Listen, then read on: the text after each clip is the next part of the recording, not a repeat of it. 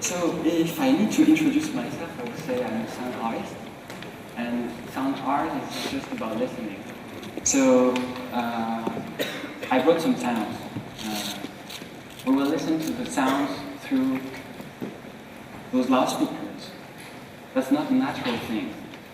Listening is a really natural thing. But sometimes we want and we love to have something artificial as an interface.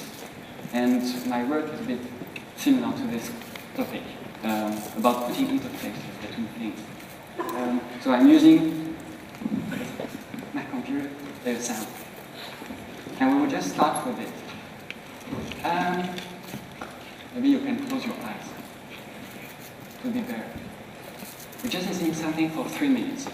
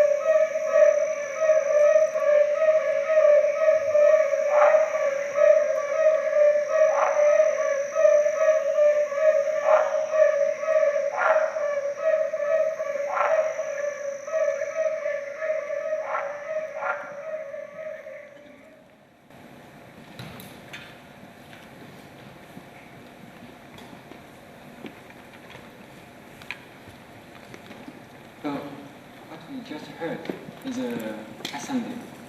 It's a kind of village actually. The sounds come from France, from the center, very center of France. But I live, when I was born nearby the Mediterranean Sea, and I had a work to do in this region. And each time I go somewhere, I bring my recording equipment, microphone, recorder, headphones, and I spend time listening to what's happening outside. And what is happening outside is, of course, unpredictable. If you want to record the sound of a violin player, the violin player has a violin. He knows how to play. You go to the studio. In the studio, you have prepared something. And if you're the technician, if you're the recording assistant, you just gather these things under this room, which is under control. But if you go somewhere, like maybe on the small island of Hong Kong or in the forest of Taiwan, you don't know exactly what will happen. But for that day, I had a special aim. I heard about the sound of a frog, which is a bit rare, and I really wanted to go and listen. So I knew the name of the animal, Bombina variegata, that's the Latin name. And this Latin name is a key to knowledge. Because with the Latin name, I can ask to some scientist, some conservationist, where can I find this animal? I can Google it and find a kind of project which made a mapping of the animal species, the rare animal species of France. So then I drive my car for 100 kilometers, arrive by night on a very normal road of the countryside, enter into a forest that I do not know, and then I have access to a kind of pool of water. And this pool of water is not natural. It's an old place where they were taking big stones for construction.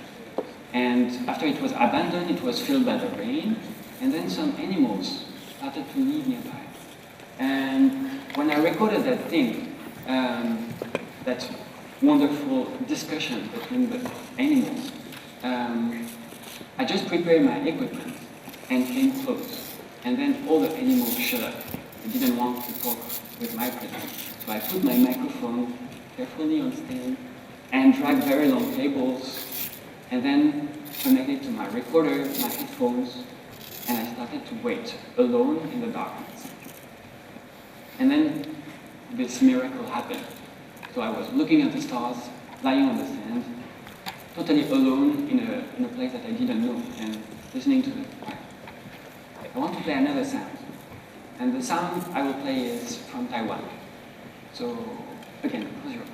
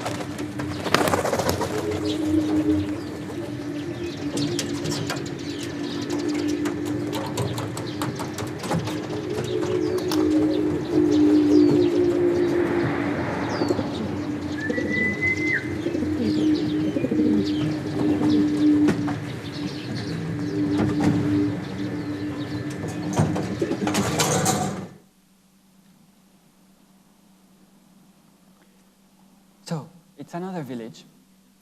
I live and work in Taiwan since several years. And I've been working on different projects with different groups of people. And it was in 2009. I worked in the region of Jiayi. And Jiayi is in the south of Taiwan.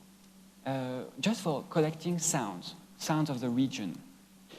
And one of the things that I've been asked is to record the sound of a traditional practice with pigeons. So the people who are raising the pigeon in these villages, very big birds, very beautiful pigeon, very strong, they would make competition between villages. So the village A will bring that pigeon to the village B, and in the village B, they would release the pigeon. And then the pigeon which have been raised in village A will go back to village A, from B to E. From B to A, sorry. And those pigeons, they would put on their back a musical instrument, a kind of whistle. It's a quite big wood thing. It's very light, but of course for a pigeon it's quite heavy. And when the pigeon is flying, the wind is blowing on those whistles, and it produces these beautiful tones that you've been hearing in this recording. Then after, the villagers from the village B will go to village A, release their pigeon, they would go back to the village B, and then they will look at how long does it take to make these travels. And the fastest pigeon, the village will win. It's just a friendly exchange between two villages. So I've been asked to go and gather those sounds. But when I arrived to the village, they made a huge event. You couldn't even hear the sound of the street, of the road, because they had huge loudspeakers for playing music, and firecrackers, and some people speaking in microphones, very, very loudly. So when they release a pigeon, you see those pigeons, but don't hear anything. And children were coming for attending the event, but it was so noisy because of the feeling of making something big and like a party. So I was very disappointed just to record this music, very loud and big firecrackers. But there was one old guy who was starting to talk, and he said, if you want to record, we can just go to my house, it's just nearby. So we just move away from these big events and just go to the normal house. And the normal house is, like in the normal countryside of Taiwan, is nearby the road. So it's noisy, but there are trees and birds in the trees. And then the guy just opened the door of the big cage, which are above the houses, and released the pigeon. And the pigeons are just used to go and fly around. So I just record that very, very normal and daily situation for him. And then he will raise a kind of flag in plastic that we can hear in the recording, like something indistinct, and whistle to call them, and the pigeon come back and then close the door. So the most simple way to have this interaction. We are listening to another sound, the last one. And this sound is not exactly in the countryside, it's more in the mountains of Taiwan. And this sound is not just a straight recording. It's something that has been reworked, edited, mixed. So it's the result of a long process of work. We'll just play.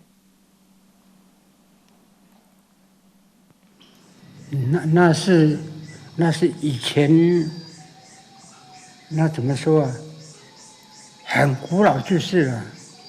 可是我们不知道是几代、几百年、几千年的事情了。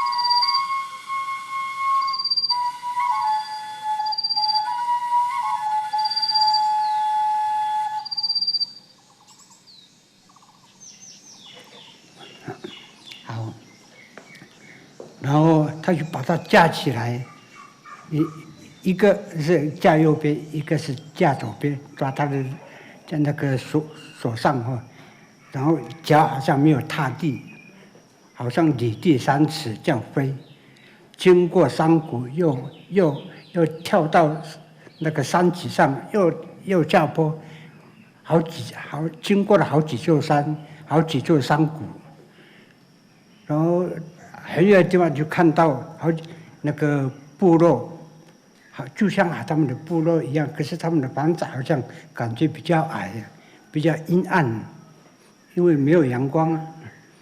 结果他里面的人就那个很吵闹，他说：“哎，有一个不认识的人来了。”他们说：“我们有可以吃了。”他们要准备要杀他，可是那个头目说：“不要杀他，我们先试试看，那个从阳光下的人到底有多厉害。”他们就好啊，他们就这样同意了。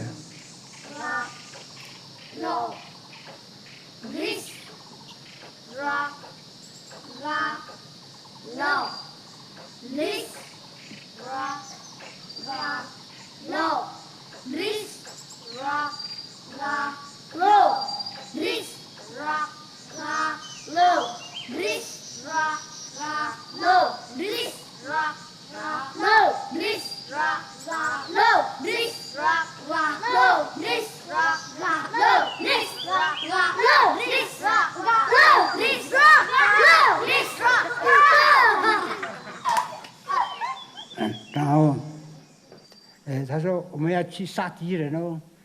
We are just listening a small part of this work. This is an extract of a longer work, which is almost like 70 minutes. And this village is an Aborigine Taiwanese village, Atayal people, and we worked there for a sound project. But this sound project is not only about gathering, keeping trace of things happening, it's more about reviving things. And how we do that is go and ask old people to tell us a story. Take it, try to digest it, think about it, and play that recording to the children of the school. Children of the school, they are Atayal, Aborigine, but they mostly cannot speak really their own language, Atayal language. So there is a class for teaching them this language. But the sound of Aboriginal language is very different from the sound of Mandarin. So it's difficult for them. So we designed a kind of sound poem, only with the sounds that exist in their language, without any meanings. It's just a game, a sound game for playing with the children. And we try to propose to them to think, oh, you are the small monsters from this story, and we will try to do this monster song with those sounds. Then we asked a musician to play the flute for us, and this flute is special because a century ago, when people in this village were in war with other village, the hunters, the fighters, will go and cut the head of enemies and bring back the head.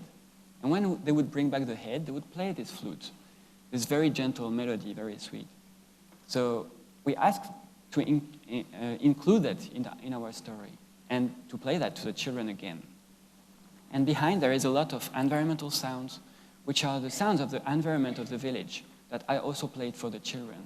So the project was collecting things, but immediately re-injecting it into the practice of this project. So these three examples are three examples of sound work. What can it be? It can be a very personal, subjective, and intuitive listening, and it must start like this. Being alone. Leave the city, leave the crowds. Go in a place that you don't know, in the forest of France. It's not dangerous, but still a bit scary by night. And wander around until you find something that triggers experience. The second is go and meet those people from this village in Jai, but don't trust the noisy events, the big things. Need to ask the people where is a good situation for going. Then he would take you to his house, and then you can dialogue, you can know more, and finally get some experience. And the third step was engaging and interaction and construction of something together. And that's how I want to finish. That's all.